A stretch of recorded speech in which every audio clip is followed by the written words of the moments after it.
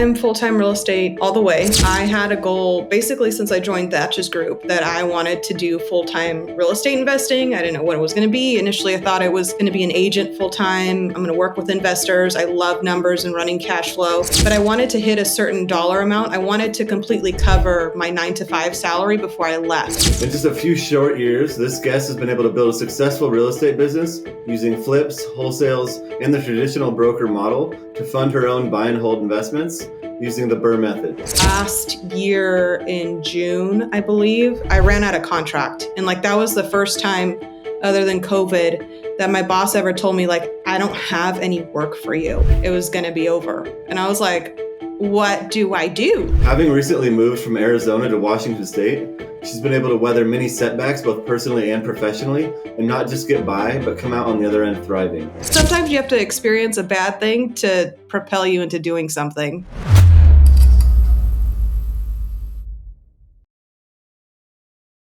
All right, you guys, I'm so excited today. We have Sabrina Maples. She's an all-around badass.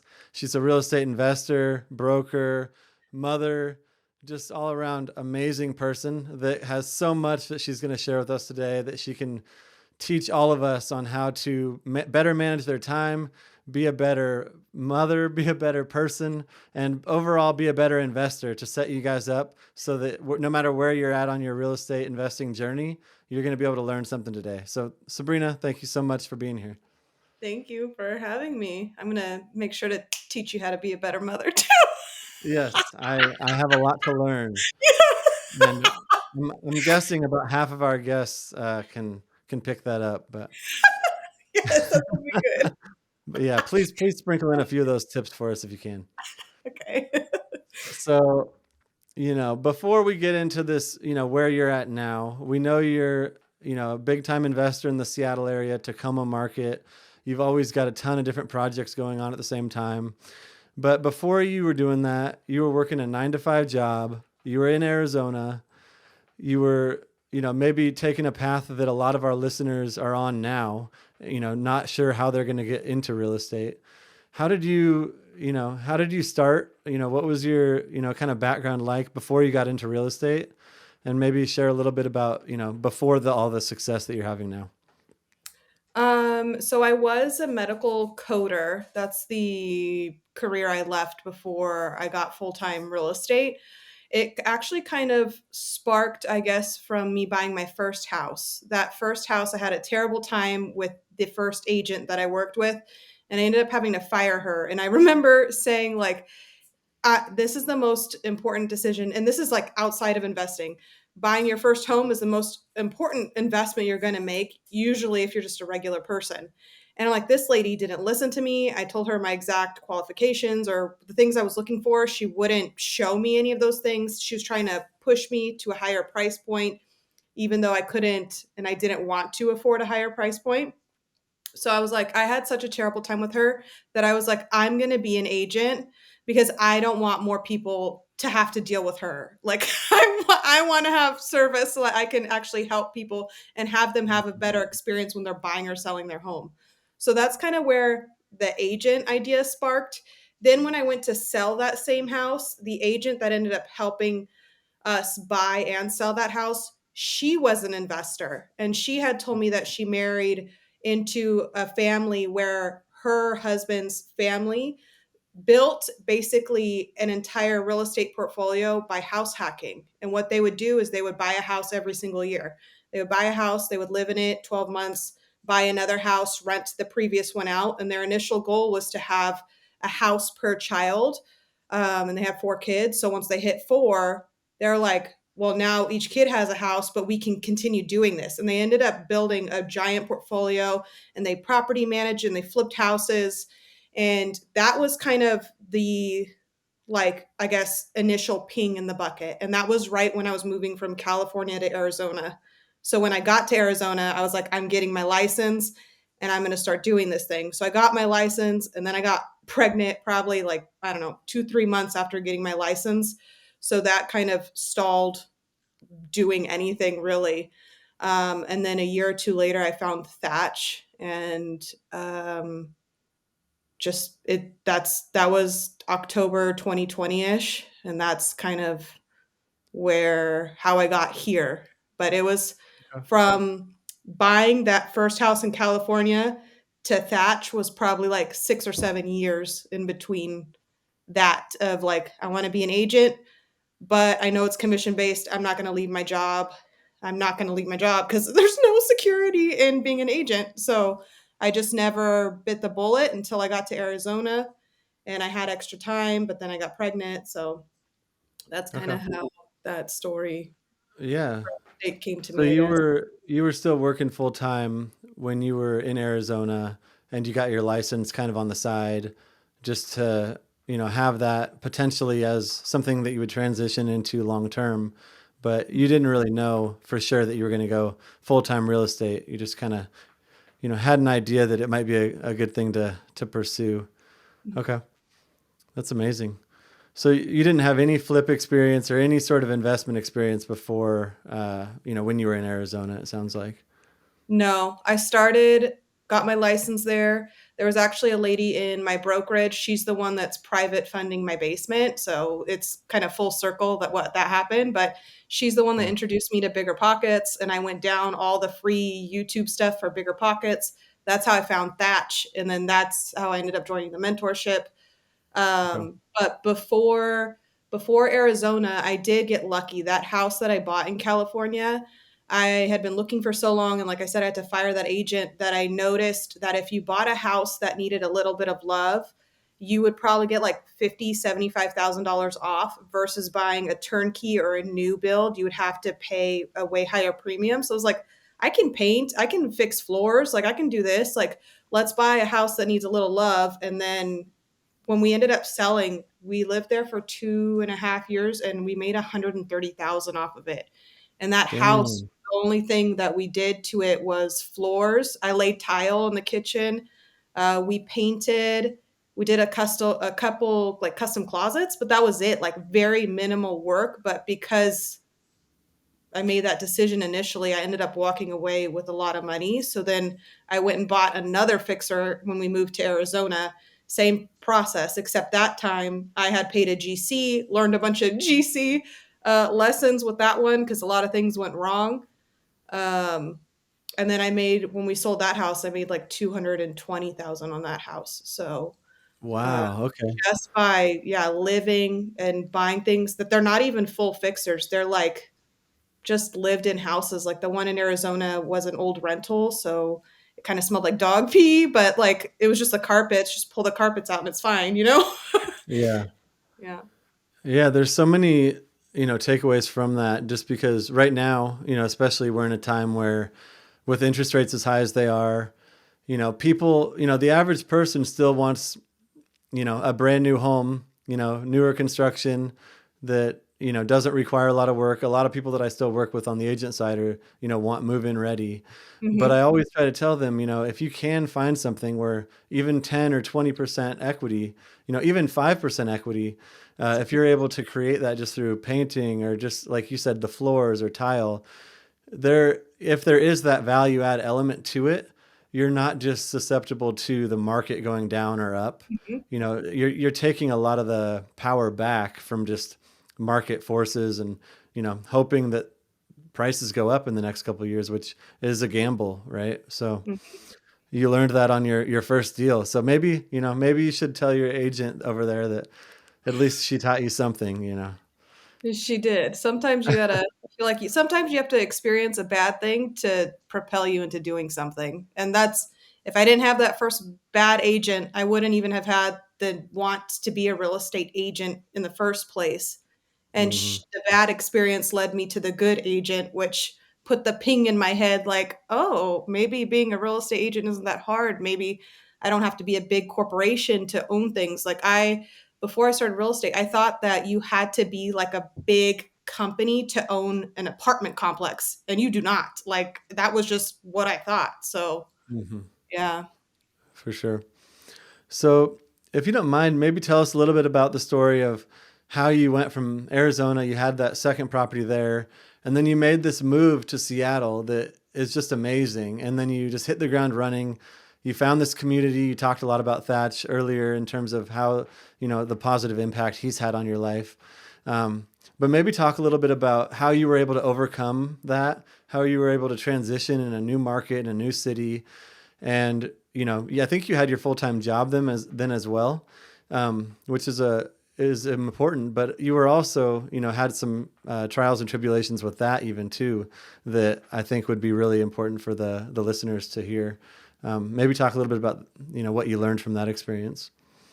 So moving to Washington was purely based on I want to be closer to Thatch. I want to be closer to the bigger part of Springboard, which is mainly at that time was mainly Washington. I feel like the California, SoCal, NorCal, those areas are pretty big now, but 2.5 years ago, Washington was the main hub. So I just wanted to be closer to everybody. I had already moved from California to Arizona, so I'm like, let me actually move with some purpose somewhere where I can learn and grow and further my skill. As far as being like doing real estate here in Washington, I never questioned anything because I knew what I learned from Thatch in Arizona and I applied it and it worked. So I'm like, I started actually prospecting in Washington before I even left Arizona. When I made the decision to come to Washington, I had made a farm. I was cold calling in Renton and I actually got a wholesale.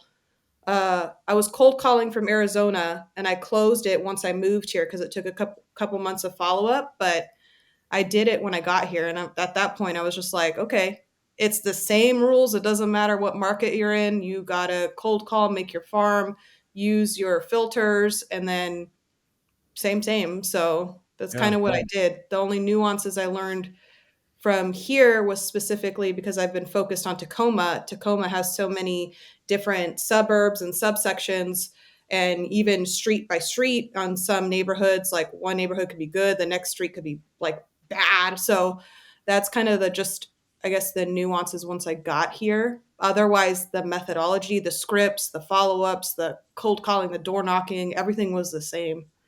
Wow. Um, Yeah, so I'll speak for a lot of the listeners right now. I'm sure that are thinking Sabrina makes it sound so easy. She makes it sound easy to just, cold call and find these sellers. But for somebody that's just starting out, like you were, that has a full-time job, maybe break down a little bit about how you allocated the time to this. Was this a couple hours a day of cold calling or door knocking, or how did you find the time to do this with, being a mom and having all of these other responsibilities on your plate? so at the time, when I was married, obviously, we moved to Arizona and our mortgage and our bills, we had got them down so low that we could afford just living on my salary. So my husband at the time was a stay-at-home dad. So I couldn't have done all of the prospecting and stuff that I was doing without him or some sort of babysitter. Um, because when I started in real estate, I think Logan was 9 months old, maybe. He was tiny, and what I Mhm. would do is I would work my 10 to 12 hours a day. I work 6 days a week. Um, and then after those 10 to 12 hours, which I would start at 5 a.m., 5 or 6 a.m., and then I'd be done around 3. And then from 3 to 5 or 3 to 6, that's when I was cold calling. So it was literally like 12, Okay. like a huge amount of time that I was just working. Yeah. And I would cold call 2 to 3 hours after work every day.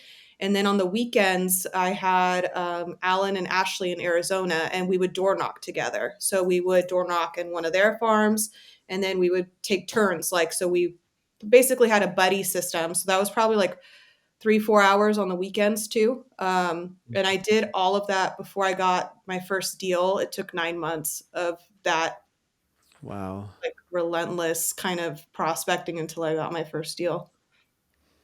Wow. That's amazing that a lot of people would have quit by then, right? So you you have Probably. this you have this success story, right? That people always think it came easy, but are you willing to work 6 days a week or 7 days a week? Are you willing to put in the time from 5 to 9, after the 9 to 5 that you're already getting done with? Are you, willing to go out there and door knock and put yourself in a position where you could get, the door slammed in your face or cussed out? um, a couple takeaways from me from what you just said was, one is community, right? You were able to find a couple people that were going to hold you accountable for that and make sure that, if one of you is going out today, you're all going out today, or at Right. least, somebody's going to say, hey, Sabrina, where are you? Like, just to hold you accountable to make sure that you're getting that done. Mhm. And then the other piece is just the way that you have that can do attitude. You obviously had a high level of motivation, and you must have had a strong why that kind of kept you working, even when you were tired. What is your why, and why did you find that, that inspiration, or where do you find that inspiration to keep going when your back's against the wall and you're tired and you don't want to go anymore?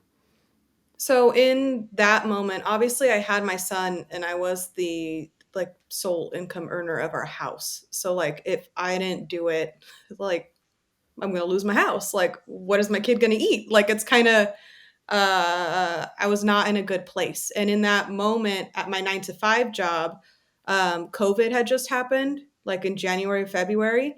And that job, I always worked 60 hours a week. I was always doing overtime. Like I always had ample opportunity to make more money. And when COVID hit, a lot of our contracts got cut. And I went from 60 hours a week down to like two hours a day. So 5 days a week, I might have been doing 10 hours instead of 60. So my income went down tenfold. Like it was so intense. Mm-hmm. And luckily at that time I had a little bit of savings, so we kind of floated through it. But it just made me think like I'm not secure here. Like that was the first time I probably had that thought of this is not gonna like, and I was a contractor, so I don't have unemployment. I didn't have any kind of benefits like that. I was a 1099. So it was a real shock. And I was like looking at going to DoorDash and doing all these things. And then I ended up finding David Green's book, the Long Distance Burr book. Mm. And because of watching all the bigger pocket stuff, I was like, I'm going to go get a 1% deal. That's how I bought my rental in Alabama, was during that time. I took the equity out of my house when I wasn't making any money. And I was like, I'm going to take this 20 grand and throw it at a rental because I think it's going to cash flow around six or $700 and that'll Yeah. cover my groceries. And like, I have nothing to lose right now. Like I'm literally going to lose my house and I need to feed my child.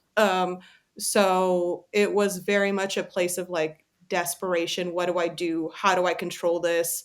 And I've been trying even prior to that. I wanted to be financially free, but I never got brave enough to do real estate. Like I had done Amazon FBA. I did that for like a year or two, like going to China and manufacturing products and putting them on Amazon. I did Shopify. I was a Twitch streamer. I did eBay arbitrage, like where you go to the store and buy stuff on sale and then list it Yeah. on eBay. Um, I did all kinds of things to try to be financially free before that because I didn't like working 60 hours a week. I didn't like working in the hospital. I had injured my arms. Like I got extreme tendonitis to the point where like I couldn't open a jar. I couldn't lift this arm. Like my shoulder was bad. It was, and I was 24 or 25 when I had done that. So, uh, that coupled with the crazy shock of COVID kind of just like I don't have another option. Like how do I get through this? That is very the fact of all the different things that you've tried is so relatable, and I'm sure a lot of people are listening to this that are in a tough spot right now with the prices of everything and inflation, and it's not an easy time right now. Whether you're a real estate investor or just somebody wanting to get into a different investment. But the way that you describe, your back being against the wall and how you responded and how many different things you've tried to reach the level of success that you have now is such an inspiration for me and for so many people that are listening, because you are relatable. You're somebody that that had to fight to get where they're at. And I hope that a lot of people here that are listening are able to take that away, that it might be difficult, it might be hard these next few years, but you can make it through. And there are so many resources out here. Sabrina and I are both, on social media. We'll definitely share Sabrina's information at the end. But if you look at Sabrina's social media, she's very real. She's very authentic. She responds to everyone. She'll show you the behind the scenes and the day to day, right? She'll show you the dog pee on the carpet. Right. She'll show you everything. So if you're looking to see how it's really done and see, the nitty gritty of real estate investment and a true hustler going after it, definitely urge you guys to check her out after the show. But yeah, thank you for sharing that.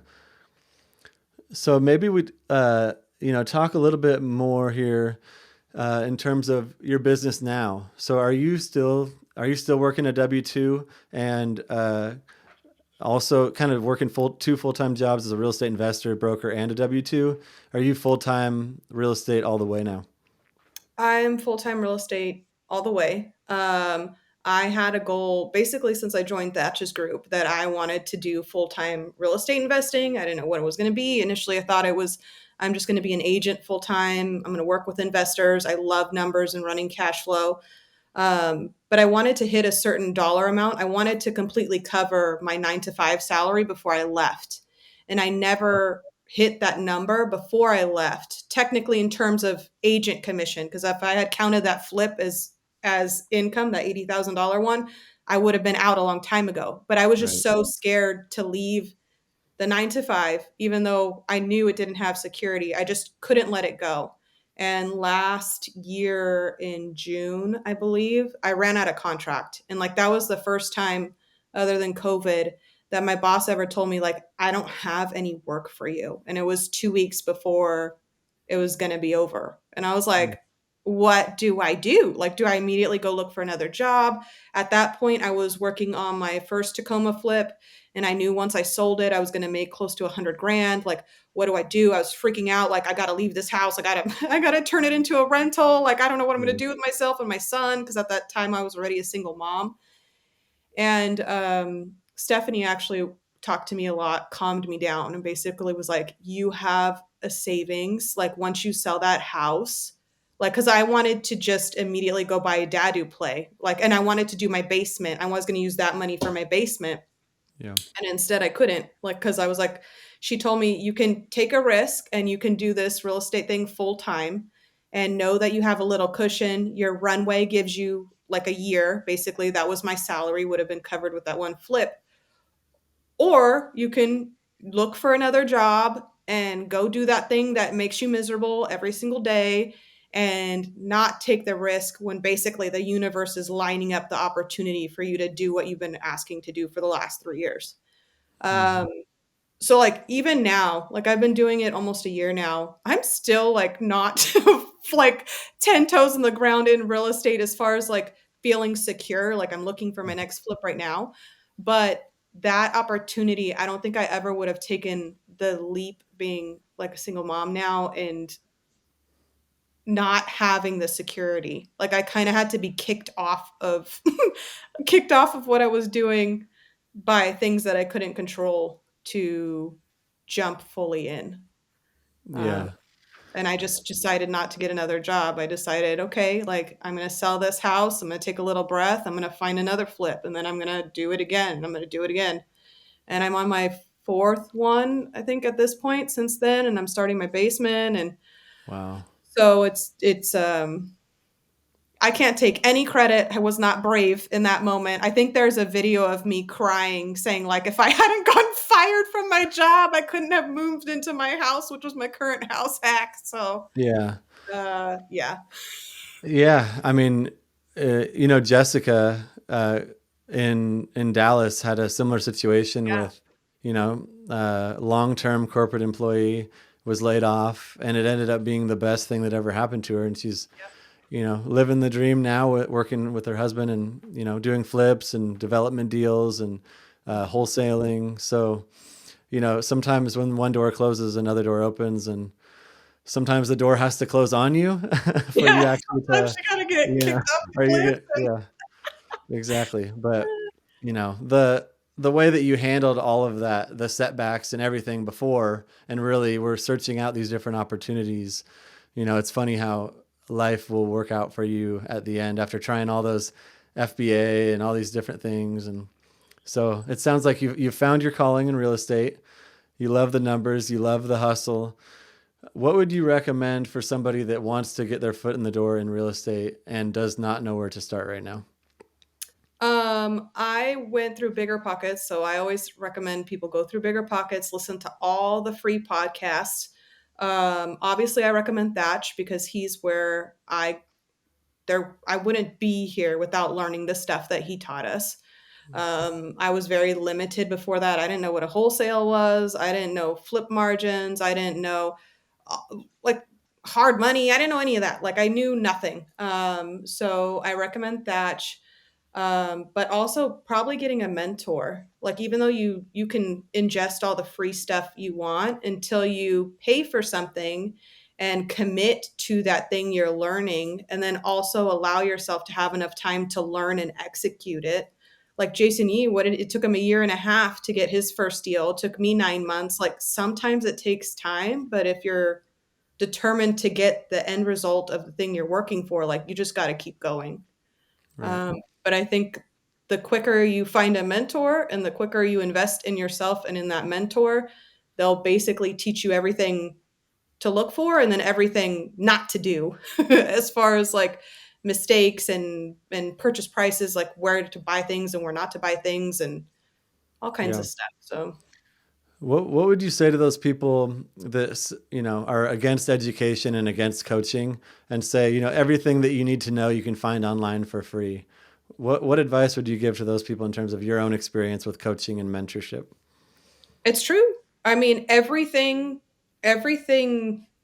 on planet Earth. I call it YouTube University. You could Mhm. find it on YouTube, but you're not going to have a sense of direction. You're not going to have somebody that believes in you. You're not going to have like an order of operations of things to do. Like I when you join Thatch, you learn the script immediately. Then you pick a farm. Then you start prospecting. Then, if you hit a wall, you can come back to him and say, "Hey, I did this and this and this. Can you please help me get a different result?" He'll correct, and then you keep going. Like Yep. it's having the support that I don't know, a support in a new adventure that you need, especially when you're new and fresh and weak and you don't know what you're doing.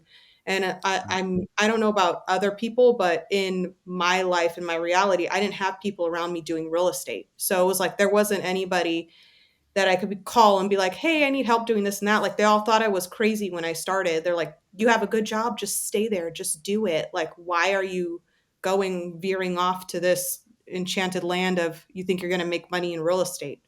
Right. So I not only did I pay for the education, but I paid for the support that I needed to get me through those 9 months. Like if I didn't have him in this group and you like I couldn't have done it. I really don't think I couldn't have done it. And I that's part of the reason why I moved here was to be closer to the support that got me through the difficult time. For sure. Well said. What do you think is the one thing that you have learned from Thatch or from, being as part of that group that, is has been the biggest motivator or the biggest learning for you, not having had any of that in your, growing up or in your background from family or friends? I think the biggest thing was one, knowing how he came up in his story and seeing that he basically came from nothing. So if he can do it, I can do it.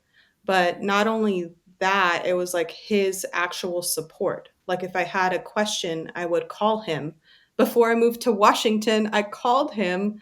Um, Before I got my first deal, that first bird deal, I went over the numbers with him. So it was like he taught everything that you needed to know via the modules, but sometimes you just need the extra confirmation from somebody who's already done it. And that value alone is like, I don't think you could put a price on it. Like when you Right. have somebody playing the same game as you that's been through all the ringers and can tell you yes or tell you no on your next move and guide you in the correct way, like it's, I don't know, priceless. For sure. So no, I totally agree. In terms of how you structure your life now, not having to go to the W-2 job, and you basically are creating the life that you want, right? You're in charge. What does your time management look like now? with Logan.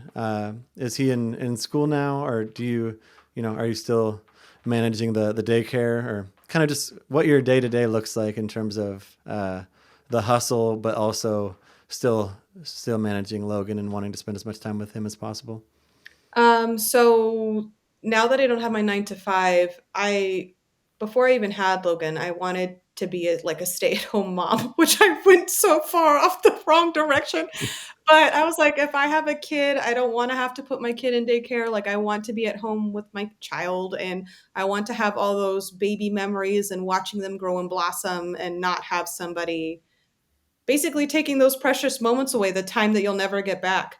So since me and his dad have separated, I basically have made it so when I don't have Logan, which today would be a day, this is when I do all of my real estate work, like all of my open houses, if I prospect, my mailers, my cold calls, podcasts, like my social media, everything gets done when I don't have him. Obviously, I post and stuff during the week when I have him, and then when I have him Monday through Thursday, I'm just a mom. Like, I will answer calls, I will manage subs and things like that. Like on my basement right now, I have to go down there and like yell at them and then come back up. But other than that, like, I just try to spend as much time as I can with him, because I also think the first year and a half or 2 years where I was working those like 12, 16-hour days when you include prospecting, like, I missed all of that, like, and I won't get it back. So that's what I do. That's amazing. I'm I'm so proud of you for for everything that you've accomplished and for getting to this point. It's so inspiring for me and everybody else listening. So Thanks. speaking of, we talked a lot about mentorship and coaching and education. Uh, I believe you just started your own education and kind of coaching program, right? Is that an 8-week course, if I'm not mistaken? And uh, I'm super excited to learn more about that. Maybe if you could share a little bit about how that came to be and some of the early results and early experiences you've had with coaching.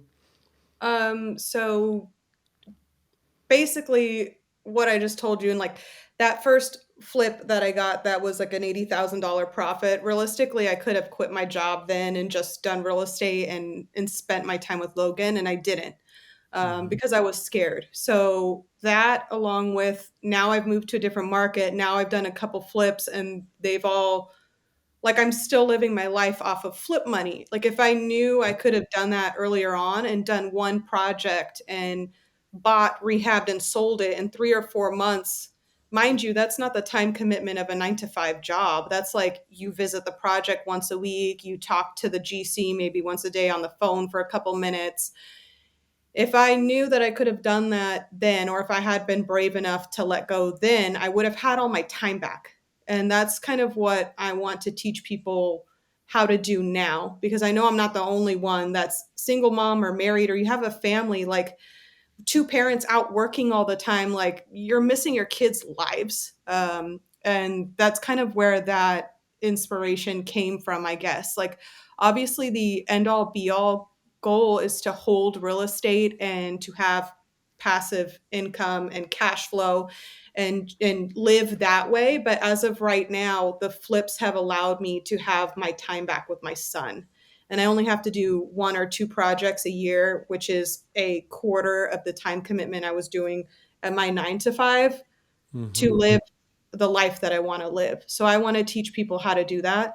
I broke down all of the topics and how to prospect and scripts and how to talk to a GC and how to estimate a rehab budget and like what to do on the listing and what like materials you need or what you should be putting into your flips, into a course that basically was broken up into 8 weeks. So I'm like, I can get people on board, I can accelerate them, I can teach them everything that they need to know, and then they can go do whatever they need to do. And I'm going to have support follow up coaching after that, after the 8 week course goes through.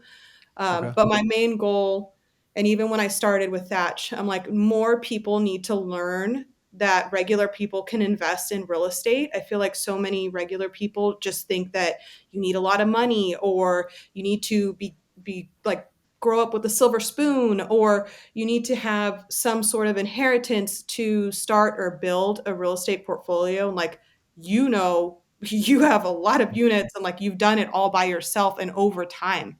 Like, and Yeah. I wish more people knew it sooner. And like that's why I started doing the social media a lot, because I'm like, if one person could see this, if I knew what I could do right now when I was 18, like I never would have worked 3 jobs. I never would have even bothered a day giving my time to somebody else. I would have immediately started in real estate. I would have started making money, started the agent business, done all that stuff, bought a house hack instead of buying a single family home the first thing. So I feel like the more I share and the more I can teach people how to do this, potentially the more freedom they can have. And like, if they want it, then I can show Yeah. them. Sign me up. I'm ready. You don't need it.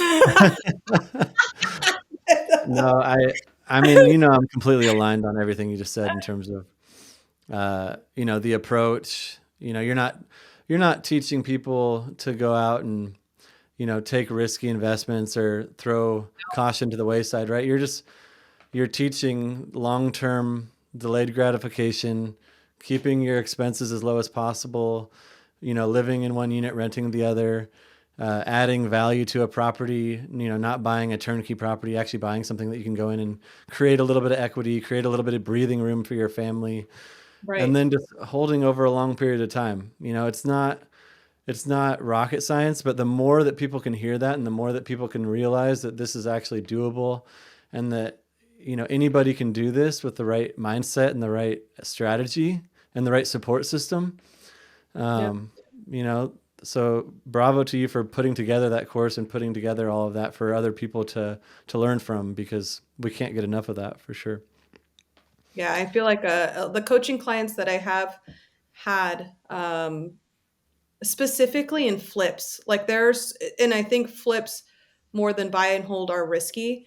So to teach people kind of, you don't go below this amount of margin, and like, this is what this is going to cost. Don't buy it if you can't afford it, you know? Yeah, There's a lot of people who are like, I just want to flip just to get the experience and then I'll make money on the second flip. Like, no, absolutely not. Like, you're going to buy yeah, a property, you're going to learn, but you're also going to make money. Like, I know there's other gurus and things out there that will tell you like you need to basically, like, I don't know what the saying is. Like, you need to put like, your reps in before you actually make money. I oh, just don't believe right. that. Like, learn what you need to learn, follow the guidelines, follow your margins, ensure that you have more than one exit, even if it is a flip. Yep, Like, don't do luxury your first flip. Like, there's so many things that you can prevent somebody from doing their first project and not knocking themselves out of the game forever. And like, that's kind of, for I guess, sure. what I stress to my clients is like, you can build this as long as you want, but you just got to make the right strategic moves in the first couple plays. Because if you get knocked out the first couple rounds, you're probably not going to want to play anymore. For sure. Have you had any horror stories or any situations that have made you want to quit in your flipping business, or that you really wish you wouldn't have had to learn by yourself, that you could teach other people so they don't have to learn I've had themselves? a lot of GC horror stories. Obviously, I had that first agent horror story, which that's just Yeah. basically she was not listening. The first house that I bought in Arizona, that GC, I thought that I've seen him at a home and garden show. Mind you, this was before Thatch and before anything I knew anything about investing. And I was like, oh, this Mhm. guy's legit. He's at a home and garden show. He took me to, well, me and my husband at the time, to the showroom. Like, we picked all our tiles, we made all the designs, we did the walk-in shower, like we did the whole thing. This is the dream house. We're never gonna leave it. Mind you, like 3 houses later, I am. But we did all that. We messed up on the pay schedule. We gave him a huge deposit and then we paid him weekly. By the Mm. time our rehab budget was paid in full, the work wasn't done. So, like, we had to finish a lot of the work. That contract that I did with that GC in the showroom, he said, like, oh, pick out your sinks, pick out your faucets, do this, that, the other thing. Oh, and your lighting fixtures. And then when it came time to put it in the house, he's like, where's the sinks? And I said, we picked it in the showroom. What do you mean, where's the sinks? And he's like, it's not in your contract. And I said, what do you mean? We were in the showroom and I picked it. I pointed at it. I touched it. And he's like, it's not in the contract. And then I looked at the contract. Lo and behold, it's not in the contract. So I'm like, I lost, I think it was like 3 or 4 grand buying all the sinks and the light fixtures and the faucets and stuff for that house. And then the next GC project, this GC promised up and down he would start a certain day. He ended up starting 3 weeks later. And because he had demoed tile and put a dumpster in front of my project, I owed him, I think it was like 3 or 4 grand. And I ended up having to fire him, hire Yeah. another GC. And then I learned all kinds of rehab budget mistakes on that house because I was like, I'm going to make this a burr. So instead of looking at the house and being like, it needs this, that, and the other thing, I'm like, no, my budget is $25,000 and I cannot break it, even though this house smells like dog piss and needs another bathroom. Like, so I learned very quickly that I cannot just make things make number sense. Like, it has to actually make rehab sense. Right. Uh, so that I learned on that one. And then I made a mistake. And when I moved here, I bought my first turnkey house because I was like, I'm just going to live here. And I have Logan now. Like, I'm a single mom. I don't want to worry about rehab. Blah. That was the biggest mistake of my life. I bought that turnkey house. A year later, it appreciated absolutely nothing. That's the house that I ended up turning into an Airbnb and had all kinds of my Airbnb headaches there. Um, then I bought another project that was emotional based and I was like, yeah, I can pay her 300 grand. Like, it's okay. Like, I'll figure it out. No, it wasn't okay. I broke my own rules on my own numbers and I ended up walking away. Thankfully, I think it was like with 15 grand, but that's not what I want to walk away with after 4 months of work. Right. Uh, that same house, the GC that I had used, our favorite GC of all time, I had him walk that property when I wasn't there because I had to go pick up Logan and he has a big dog. And when I came back to the property, there was empty beer bottles and like half-eaten hot dogs all over the ground. And the dog had pooped in the master bedroom. So I had to clean up the dog poop. Until this day, he swears that Jeez. it wasn't him. And I 100% know it was him. So there's, Okay. there's Yeah. been So a lot. pick one, if you're listening. I Pick a think, thing. I have done it. one thing I would say that stood out to me on that list that I've seen is really paying attention to the contract. If a Yes. contractor doesn't include something in the contract, it's for a reason, Yep. or vice versa. So like Yep. they know what they're doing. So if you don't see materials or certain types of materials or certain types of lights, LEDs for Yep. certain rooms or the type of flooring, that's all purposeful and intentional. So Mhm. like they're going to revert back to that and you're going to need to revert back to that. So really don't just glance over the contract and say, yeah, that looks pretty good. Nope. Don't just look at the total. Look at Nope. exactly what's on each line item and what you're getting because that most likely, is something that you're going to be revisiting a couple times at least throughout that project to make sure that you're on the same page. So make sure you're reviewing those contracts. Mhm. So what does the future look like for you, Sabrina, in terms of, you've got a few projects going on right now. You've got your course.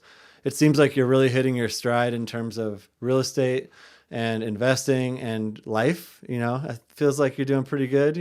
So what are you excited about and what do you have, that you're looking forward to in the next few years here? I'm really, really excited to do this course. Like, I'm really excited to potentially change people's lives just like mine got changed. So that's my biggest excitement right now. I'm looking for my next project. So in Washington or Arizona, whichever side it wants to come from, because I know both markets really well.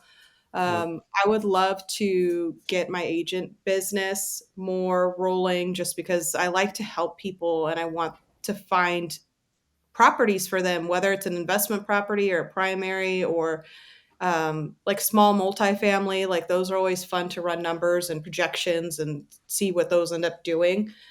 Um, other than that, like, I just want to be able to help more people. Like, that's really it. So with the course and coaching after that, like, I think that will make me most fulfilled, and then Yeah. obviously having time with my little man, but he's about to start school now, so that's gonna be another transition of schedule and, Yeah. I guess what time I'm gonna have available and not available and things like that. Okay. Well, you're on the right track. You're doing great. I'm so excited to see what you've got in store here in the next few years. It's really been fun watching your growth, social media and just real estate investing and life in general. So, thank you for inspiring all of us. Before we let you go, one question we always love to ask our guests on the show is, Sabrina, why do you love real estate? I love real estate because it doesn't matter where you come from, how you started out, what trauma you've been through in your life. You can just follow the steps and you can change your life and you control it all. And nobody can tell you otherwise. It gives you the ultimate options. And you not only are you helping yourself, but when you put good products on the market, whether it's a rental or a flip, you're also helping other people. It's just a full circle kind of, I don't know, industry if you look at it that way, that I feel like I'm able to help a lot of people. I'm able to help the new family that buys my flip. I'm able to help the people who are renting my rental. I'm going to make affordable housing in University Place for a family that needs it. Like, I'll have clients that I'm going to help change their lives too. So Yep. for me, that's kind of the biggest thing, is that you have unlimited potential and you can help a ton of people doing real estate, and you don't need any sort of anything to do it. You don't need not one pre-qualification at all. I love it. Thank you. That was a great answer. How do people find you on social media or otherwise? How can people, if they want to learn more about Sabrina, get in touch with you, follow you, and get inspired by you on a regular basis? I'm my Instagram handle is Maples Invests. I think almost all my handles are Maples Invest. Facebook, I'm Sabrina Maples. So Okay. just my name, and most of them have my links to everything else. So I answer the DMs if they come in or when I see them. Sometimes they go in that I didn't even know Facebook has this like unknown sector of Messenger, but then it's like unallowed requests or something. It's like Okay. a folder within a folder. I literally just found it 2 weeks ago, and I had a lot of DMs in there, and I was like, "Oh my god, these people in September, like they needed something, and I didn't know this part of the DM existed. So please give me some grace. Like there's some Yeah. nuances in there that I'm just discovering, but." On Instagram is usually the easiest way. Facebook, I kind of got to dig, but Okay. Well, thank you. Yeah. So for everybody listening, if this episode inspired you, if you're inspired by Sabrina's story, please share the podcast with one other person. Let's get this message out to more people of real estate investing, finding a way to change your family's life, your future. It doesn't take big apartment buildings. It doesn't take 100 units. Just a few units can change your life. And the more people that know this, the more that we can spread this message, the better off we'll all be. So, Sabrina, thank you so much for being here today. Had so much fun talking to you. I'm so proud of you, and I can't thank wait to you. see what you have in store for us. Thank you.